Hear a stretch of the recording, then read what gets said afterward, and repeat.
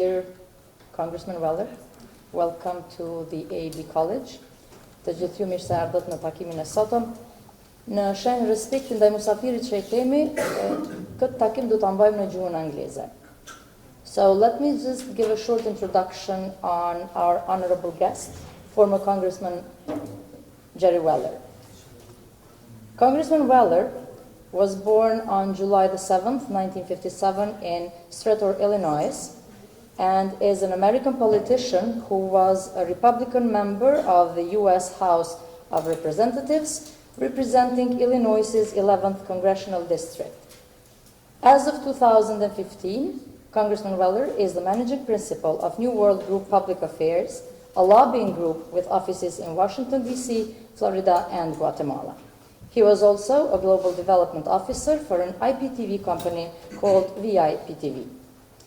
Dear Congressman Weller, we are happy to have you with us today.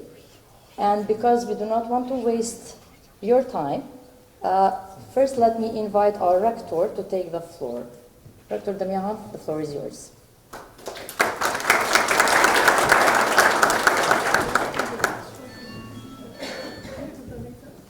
Dear Mr. Weller, dear Vice Rector Buluni, dear my colleagues, and dearest my student. Let me thank first Mr. Zeka giving me the opportunity to have Mr. Weller here, and also to thank you for coming here and giving your contribution today in this lecture. I'll try to be short because as I remember the speech of previous rectors in my university, not in this university, they all single speeches were very boring. I will try today to be very short, to be less boring than my colleagues before. I will not also speak for the growth of AAB. This institution, starting from 15 years ago until today, grew very fast and becoming the first university, non-profit university in the region, and also coming to the top highest ranked university in webometrics in the region. Today, let me tell you, my dear students, for my feelings, how much enthusiastic and eager I am at this moment. I have special feelings because it's my first lecture speech, and I introduce you to you as maybe you don't know.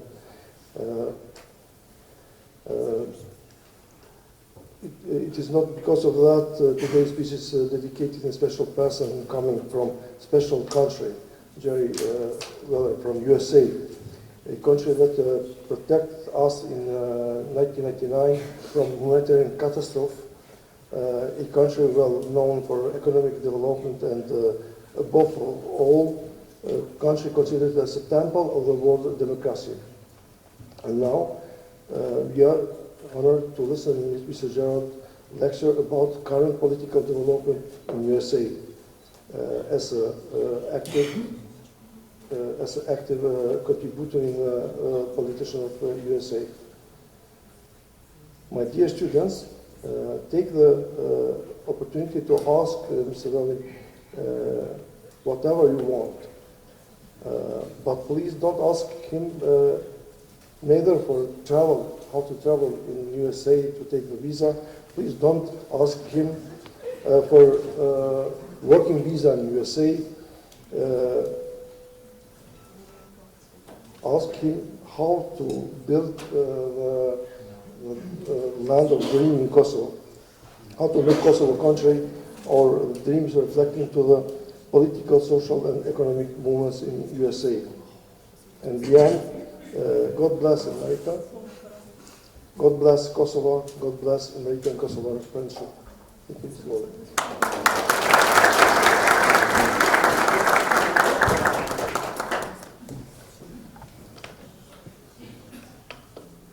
Thank you, Rector Damian.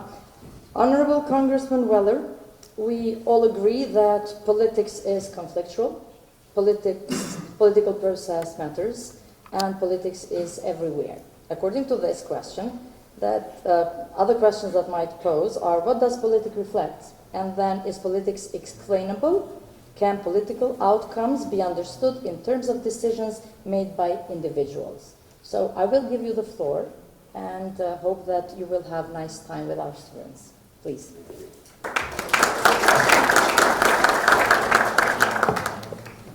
Do I need to push this so there's a green light? Okay.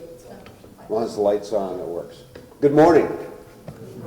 It's a pleasure to be here at AAB this morning. I have a chance. Director, thank you for your warm welcome from you and the staff and faculty, and particularly the warm welcome from the students. It's a pleasure to be with you today. I want to thank my friend Arjan Zeka, who's Executive Director of the American Chamber of Commerce of Kosovo, for seeking the opportunity for me to come by. Thank you, Arjan. I appreciate all the good work you do on advancing the U.S.-Kosovo commercial relationship, which is very, very important.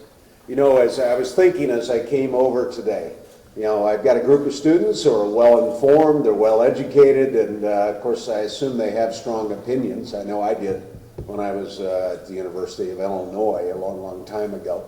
And of course, I also understand that the level of information regarding how the U.S. government works and decides on its policies may be, there'll be different opinions and different understandings. So I thought this morning I'd give a little bit of background on how the U.S. government is structured, talk a little bit about my experiences as a member of the United States Congress, and then of course you may have some questions on current events in the United States that you'd like to discuss with me while I'm here. And frankly, I enjoy that the most because that's where I learn as well. I was mentioned, I had the privilege of serving in the United States Congress for 14 years, representing the state of Illinois.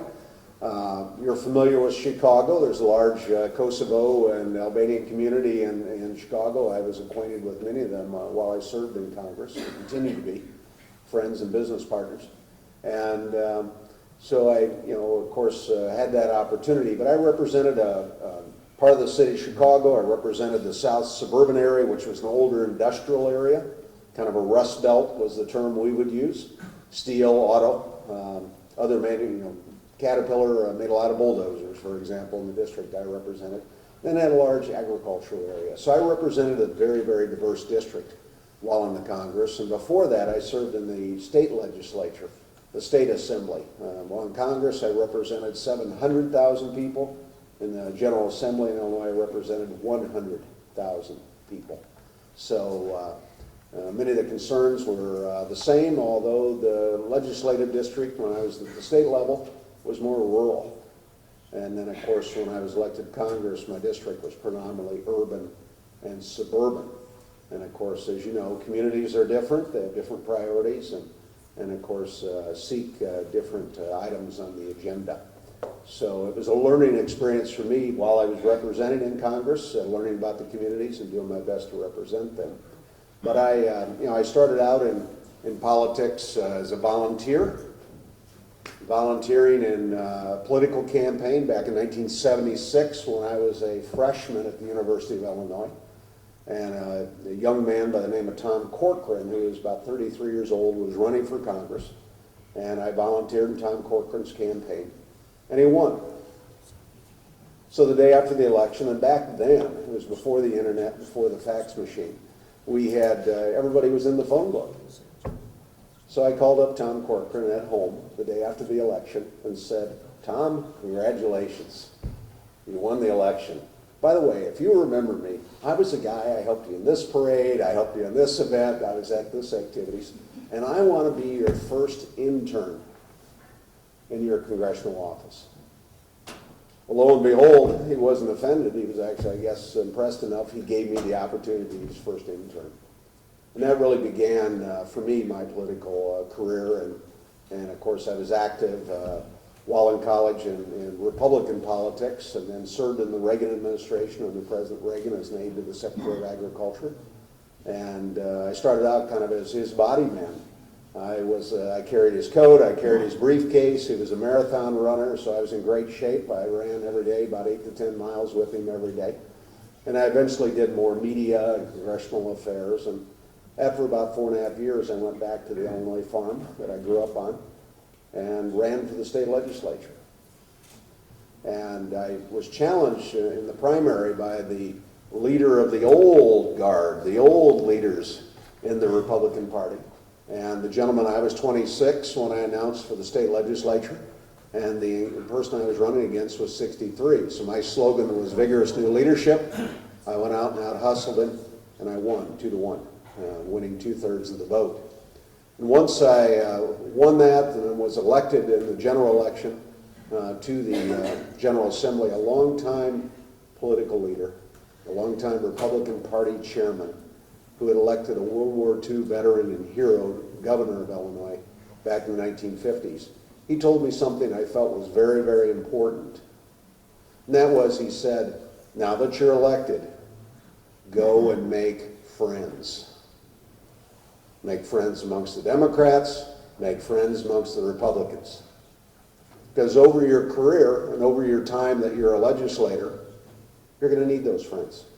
Because to get anything done, you need to work in a bipartisan way. You need to work with the people of the other party to get things done. And that was good advice. And to this day, many of those who are in senior positions now in the U.S. Congress and in the administration, who I served with in the legislature and in the Congress, both parties are still my friends.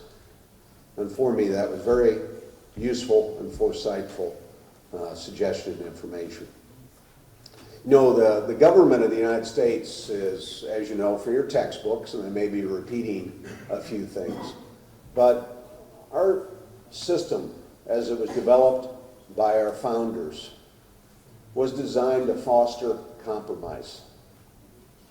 Compromise on issues to move the country forward.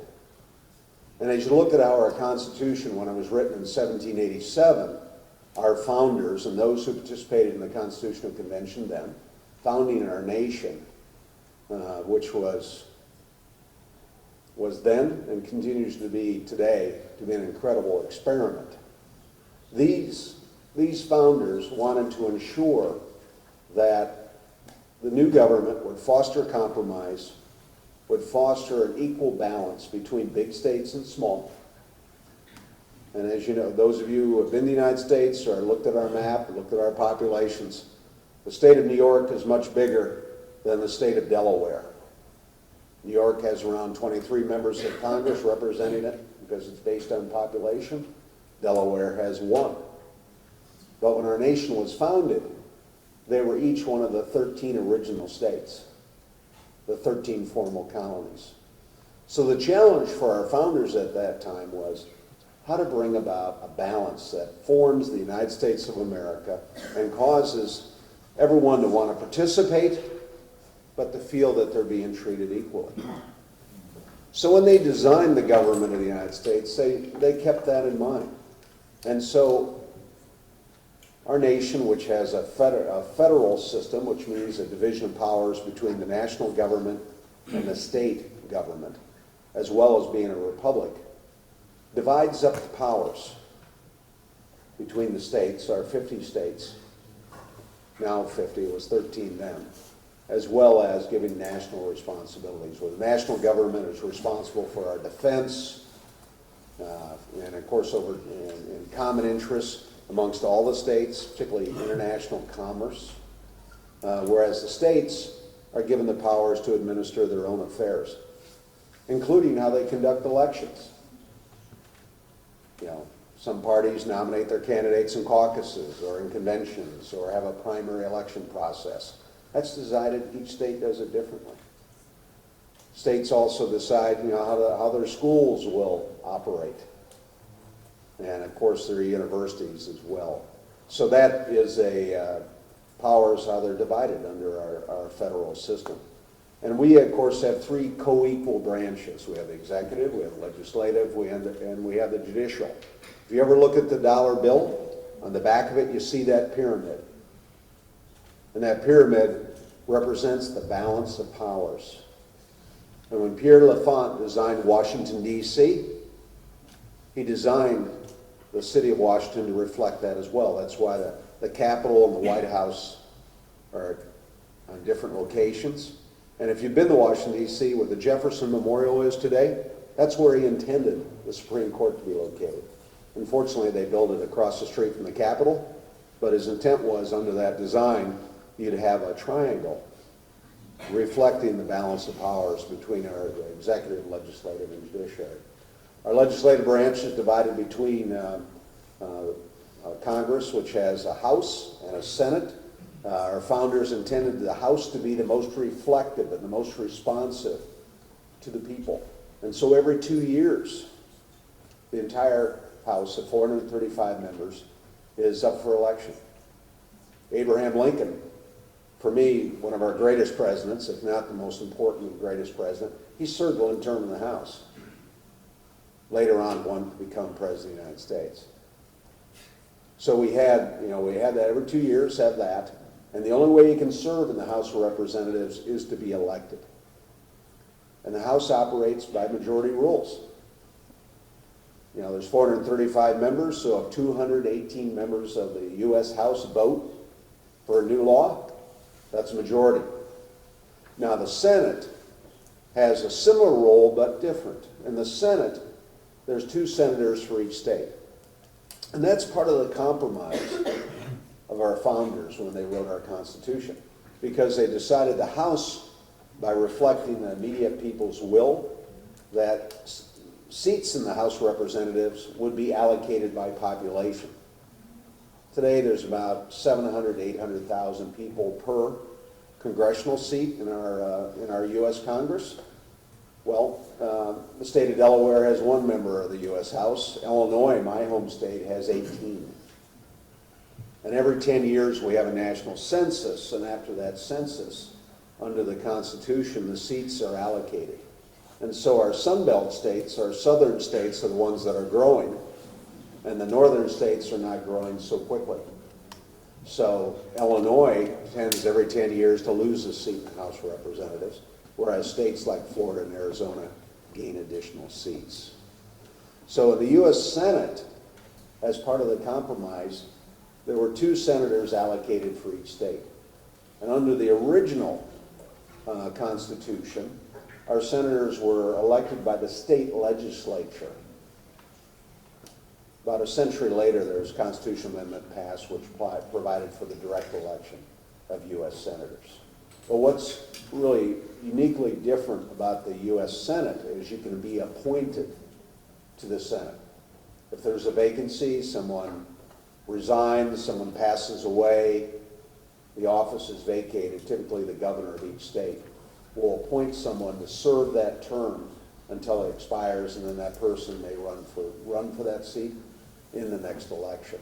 But the Senate has a unique role, and that is they perform the role of advise and consent. The U.S. Senate is the body which will ratify treaties. The U.S. Senate is the body which confirms the president's nominees to be the ambassador to Kosovo, requires approval of the United States Senate. You're nominated by the president, the U.S. Senate must confirm that nomination. They confirm the members of the cabinet. We use the term minister here, we use the term secretary for each of the cabinet offices. And the same for federal judges. Federal judges are a lifetime appointment. The president nominates members of the circuit court, the appellate court, and the Supreme Court. They're all lifetime appointments, and the U.S. Senate must confirm those nominations. So both bodies are legislative. The Senate has a 6-year term versus the House being 2. So every 2 years, 1/3 of the Senate stands election. So our founders wanted the House to reflect the immediate public will. The Senate was to be the stabilizing, force in our legislative branch. Now, I was in the House for 14 members, so we always looked at the Senate as the problem. Why? Because things move a lot slower over there. Whereas the House, simple majority rules, the Senate under its rules for something to be considered before for full consideration of the Senate, 60%, 60 out of 100 members of the U.S. Senate must vote yes for that legislation to be considered on the floor of the Senate. That requires bipartisan compromise, because rarely does one party have 60 votes, 60 members. Not very often. So we have the legislative branch, and then of course the Supreme Court, and the judiciary, they have their roles in dealing with federal law. We have state courts, but they deal with state law. And of course the Supreme Court, in its role as part of the balance of powers, if there's a challenge to a law, it can be argued before the United States Supreme Court, and the Supreme Court can rule it unconstitutional. And again, because of their lifetime appointment position, the belief is they're going to be independent in their decision making and make decisions in the best interest of the American people. So you have the president, who has the executive powers, makes the nominations, proposes the laws. Congress must pass the law, but the president can sign it into law, or he or she can veto it. But the Congress can override that veto with a 2/3 vote. So again, the Constitution was designed to ensure a balance of powers. Impeachment's been in the news, if you've followed any of that. And we could talk about that later. I've been through, when I was a member of the House, we went through the Clinton impeachment, so I personally have experienced that. It's a very partisan process. It's a political process. But of course, under the Constitution, the U.S. Congress has the power to impeach and remove a federal official. So they can remove judges, they can remove the president, they can remove other federal officials. And the House and Senate each have different roles. If you're familiar with the term grand jury, a grand jury is a committee that's assembled by a judge and prosecutors to review a case and recommend that case should move forward. That's the role of the House. So under our Constitution, for the impeachment process, the House does the indictment. They don't convict. The House indicts. And by indicting, they send it to the Senate, who then serves as the body. Can everyone hear me? Because I realize as I'm moving away from the microphone. So and the Senate actually is the jury. And the Senate's job is to determine whether or not the House's action on impeachment should be followed, and of course they have the right to convict. It's important to note, to convict in the U.S. Senate requires a majority of 60. Again, it has to be a bipartisan decision in order to impeach and remove the president or a judge. In the last 100 years, there's been several judges who have been impeached and removed, usually for some form of misconduct. I actually served in the House, and there's a member of the House today who was a federal judge, impeached by the United States House and Senate, later on elected to the House of Representatives. And he is still a member. He was a friend of mine. He was always a good guy to work with. But he has that unique experience of having been removed by a vote of the House and Senate from his role as a United States Federal Circuit Court judge. So that's just kind of an overview of the structure of our government, and I can, of course, go into a lot more detail if you like. But I thought maybe I'd share a few more of my experiences of being in the Congress, and then open it up to your questions and what you'd like to talk about this morning. When I was in the House, of course, I was elected in 1994, and when I was elected to the House of Representatives, my political party, the Republicans, had not served in the majority of the House of Representatives for 40 years. So there was no one who was a current serving Republican member of the House who had served as a Republican member of the House 40 years before, in 1954. So for my party in the House, this was new. And as I've told people, we discovered rooms in the United States Capitol we did not know existed. The only ones that had keys to them were the majority. And of course, we found them during the transition. They had to tell us, but we did not know they existed. While I was in the House, I was a member of two of several committees. I was on what was called the Ways and Means Committee, which is the first original committee of the House, and it's actually mentioned in the Constitution of the United States. And the Ways and Means Committee has jurisdiction over taxation, over trade, over various programs, social programs, and of course, plays a very key role in the spending and revenues of the U.S. government. Notably, in our Constitution, the Constitution requires that any measure addressing taxation must originate in the House, because our founders wanted to make sure that the body with the closest connection to the American people and the American taxpayer was the one who made recommendations on taxation. And then I also served on the Foreign Affairs Committee. And as a Foreign Affairs Committee, I was involved in the original Kosovo project. There's a colleague of mine who's now chairman of the Foreign Affairs Committee by the name of Elliot Engel of New York, a friend of mine. And Elliot Engel recruited me to the Kosovo cause. And because of his role, there were a number of us that became involved in support of Kosovo and Kosovo's independence and the project moving forward, creating a nation and country, independent, sovereign nation of Kosovo. And that was all part about making friends, because Elliot was and still is my friend. And because of that friendship, I became involved when he approached me. I also served as deputy Republican whip. And whips have different roles in different parliamentary bodies.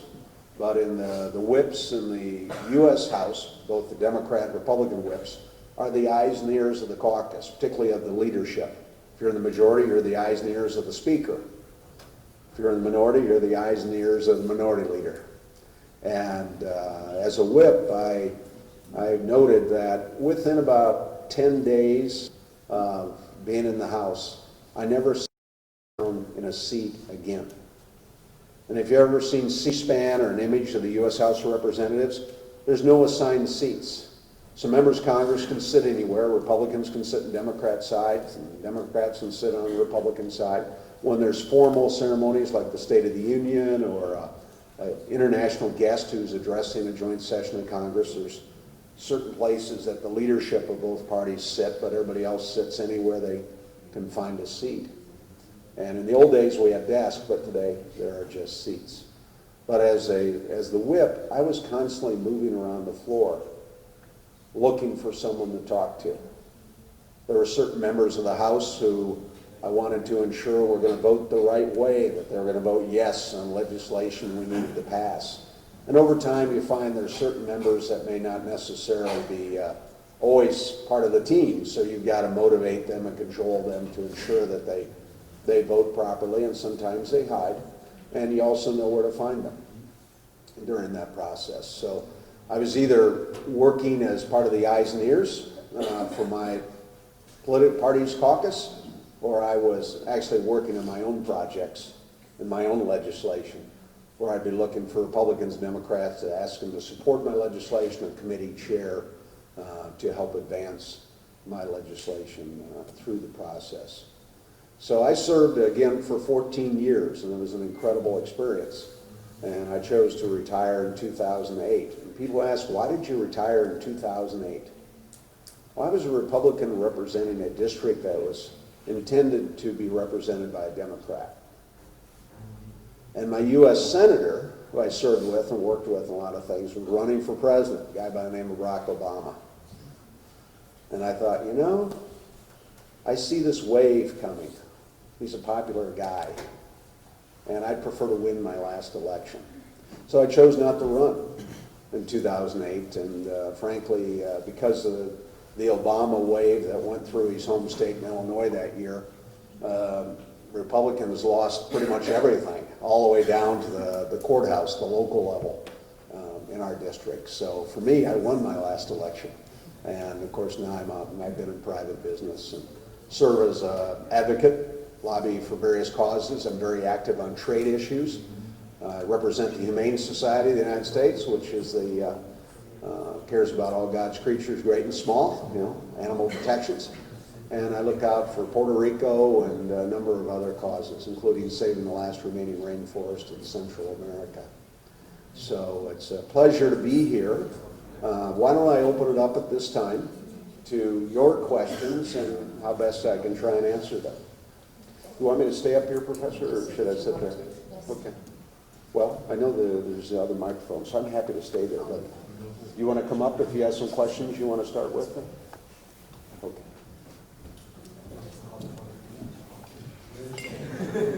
Congressman Weller, thank you very much for the introduction and sharing your stories. Now let's see if students have questions for you, and I bet they do have questions. So feel free to make questions. Okay, floor is yours.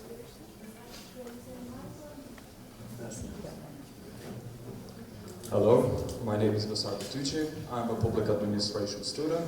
I'd like to thank you, Mr. Jerry Weller, for being here today with us. We're really honored to have you. So, Mr. Weller, knowing your great work on being an advocate for protecting Social Security and Medicare, something we still don't have, also being a leading voice with the Ways and Means Committee in promoting issues affecting the internet, the new economy, computer education, and high technology, something our youth needs but lacks. And meanwhile, our politicians are focused on everything else except these things, which are the fundamentals of a healthy and successful state. What's your opinion on how to approach, deal, and progress with these sensitive yet fundamental issues? Thank you. Well, Winston Churchill once said, the worst form of government is democracy until you try the other alternatives. And first I want to congratulate a relatively new country, Kosovo, on your continued progress and as you develop your democracy. And democracy is always an experiment. The American experiment is still ongoing, and we've, of course, been in business for 240 years now. And so we continue to learn as we go through the development and strengthening of our democracy. So first, I congratulate Kosovo on your elections. I also congratulate you, and I note that the opposition party, which had been in government prior to the election, they immediately recognized the results, congratulated the winners, and of course the transition went underway. That was perceived by those of us outside of Kosovo as important, because also often we see where the losers tend to be sore losers, and they don't want to go away and they claim the government, the elections were fraudulent or somebody cheated and that type of thing, which takes away the legitimacy of that election. So I frankly commend the opposition leaders for immediately conceding. That's important to do.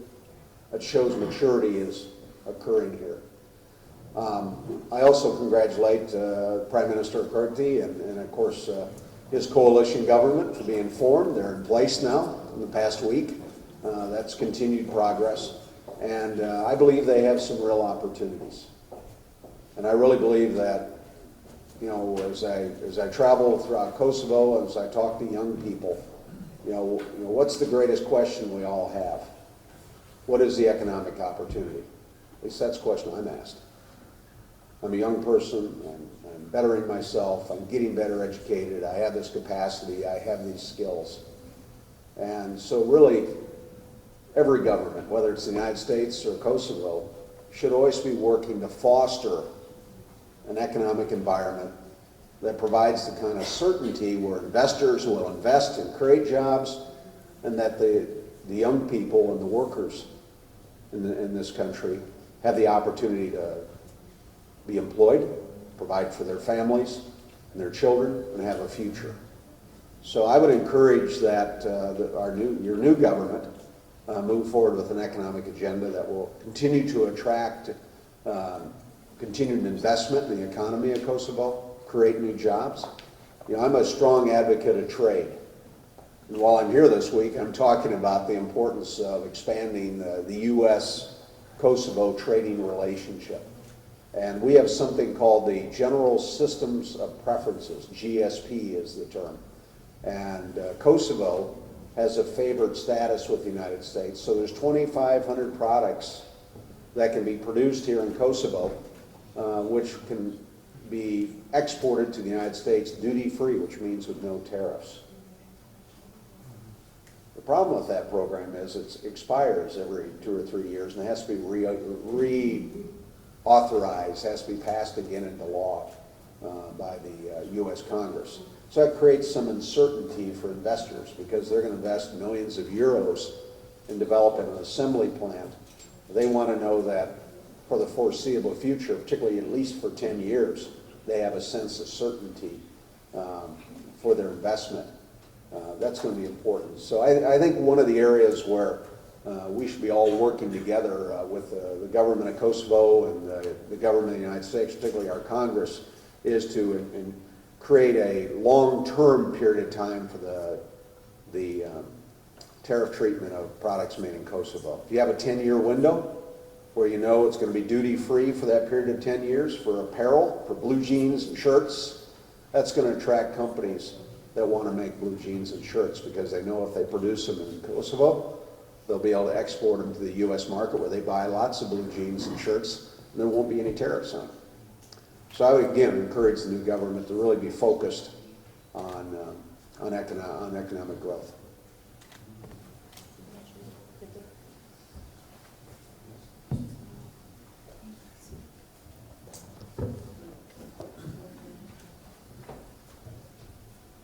So, Honorable Mr. Congressman Weller, yes, Honorable Mr. Rector, Honorable Academic Staff of AAB University, dear students, colleagues, I am Festina Cortesius, student of Public Administration Faculty, the program of Political Sciences and Diplomacy here in AAB University.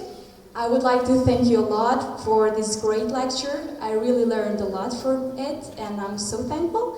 And I would like to ask you what's your opinion and suggestion on the 100% economic tax and the issues with Serbia, knowing that you support the free trade. Thank you. Sure. Well, first, I want to commend you for the way you began your question. Everybody is honorable. And you're destined to be a parliamentarian, I can tell. Because when I was in the Congress, we'd be debating, and I'm a Republican. My Democratic friends would be we'd be arguing in the Congress, and we'd always refer to each other as my good friend, my really good friend, my really, really, really good friend. And I'd always joke with people. I'd say, you can always tell how good friends we are by how many reallys and good and friend are in that process, but I commend you on how you began your statement. As you noted, I am a free trader. When I was in Congress, I was very active in advancing bilateral and multilateral trade agreements between the United States and their trading partners. Much of the focus at that time was in the Western Hemisphere, Panama, Colombia, the Dominican Republic, the Central American country, Chile, Peru. We're all part of our process as we were advancing the cause. We also enacted a trade agreement with Israel and Australia and a number of other countries during that time. And of course, in an ideal world, there's no trade barriers. So, in an ideal world, there's no need for tariff. And Kosovo is an independent country and deserves recognition as an independent country. And basically half of the world's nations so far today have formally recognized Kosovo as an independent country, establishing diplomatic relationships. Unfortunately, there are some, including Serbia, who have been working against the recognition process for Kosovo, and frankly, it holds Kosovo back in many ways.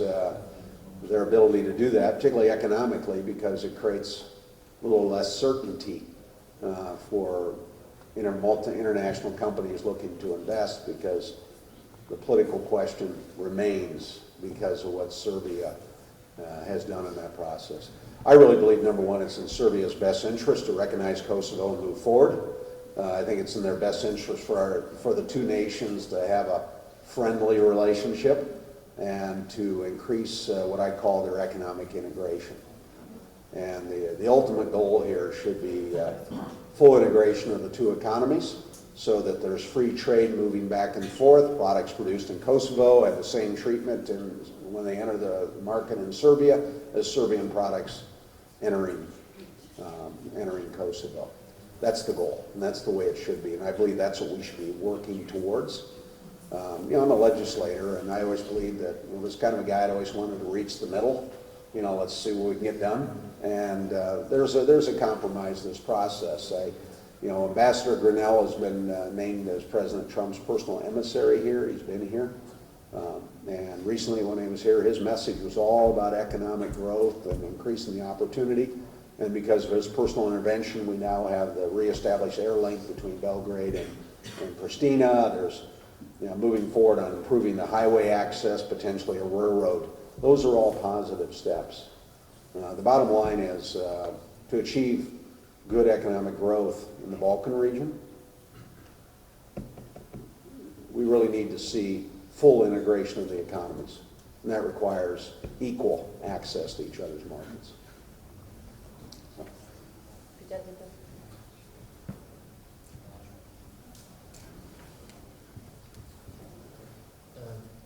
Honorable Congressman, Mr. Jerry Weller, I'm Jan Drit. I'm a law student, second year. First of all, I would like to thank you for taking your time to discourse political issues with us. It's been very helpful.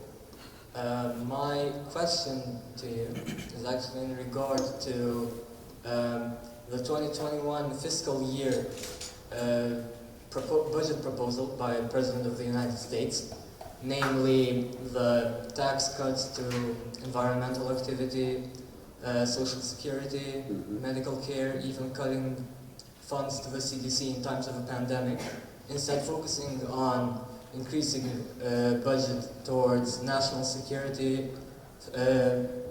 fossil fuel production, etc., tax cuts, etc.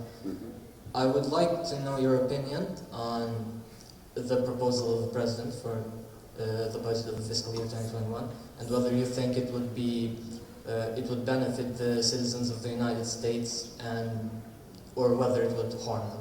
Thank you. Sure. Well, there's an annual process in our Congress in which our President plays a role, and that's the budget process. And the most basic responsibility of our legislature, the same as your Parliament, is ensuring the proper funding of government activities and services. And so every year, under our budget requirements, the President is required to submit a budget to the Congress. And then Congress goes through the budget process. Now, when I was a member of Congress, whether the President was a Republican or Democrat, we'd always say, you got to remember, the President proposes and the Congress disposes. So the Congress they'll look a little bit at the President's budget. It doesn't matter if it's President Clinton or President Trump or President Obama or President Bush. They will look at it, but Congress will set its own priorities. And so rarely is the blueprint offered by any president adopted by the Congress. So, in fact, Congress will sometimes use it as a whipping boy. They'll attack it so that they can promote whatever cause they have. So I don't expect most people, including myself, have not read the details of the President's budget. I haven't had time. So he just put it out, but Congress will work it out. And today we have a bipartisan Congress. The House is controlled by Democrats in the majority, and the Senate is controlled by Republicans in the majority. And they have their priorities, and they'll work with the administration, with the President and his team, to finalize a budget agreement. But Congress never takes any president's budget other than they all receive it. Somebody in the staff analyzes it, and then they move forward with the budget they want to see.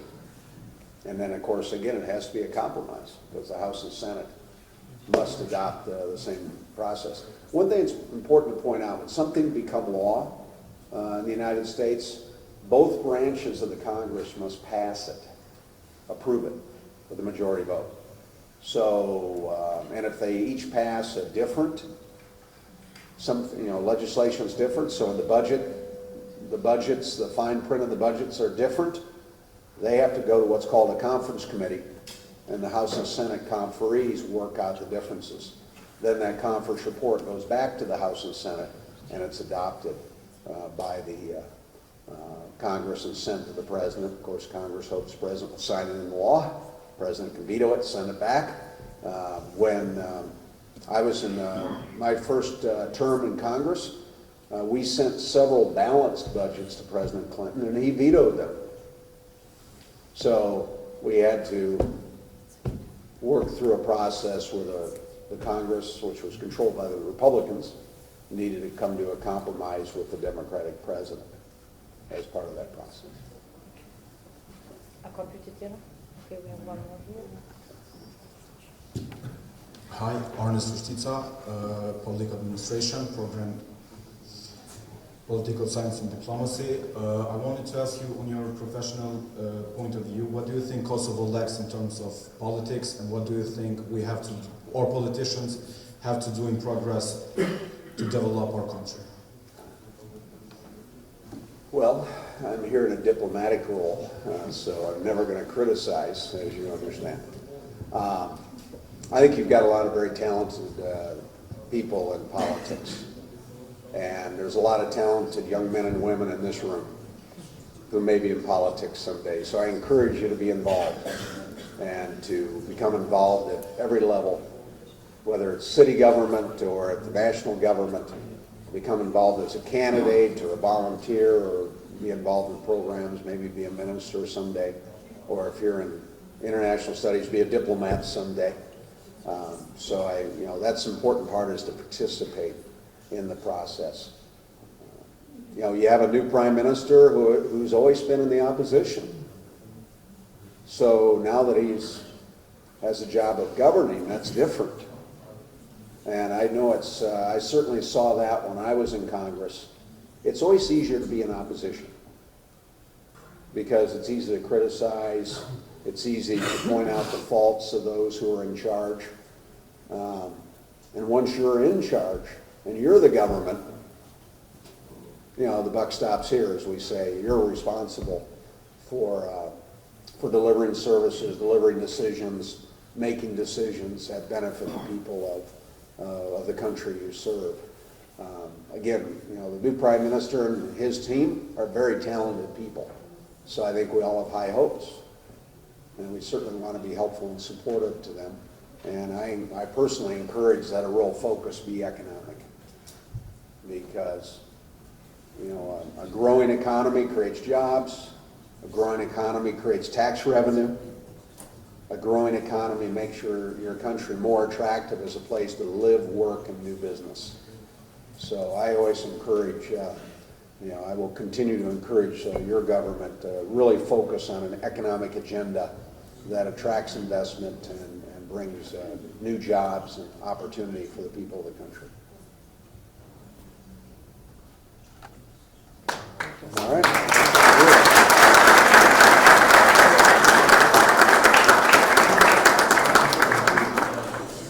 So let us thank you very much for being with us today here, and hope to see you again soon. I hope so soon. Thank you very much.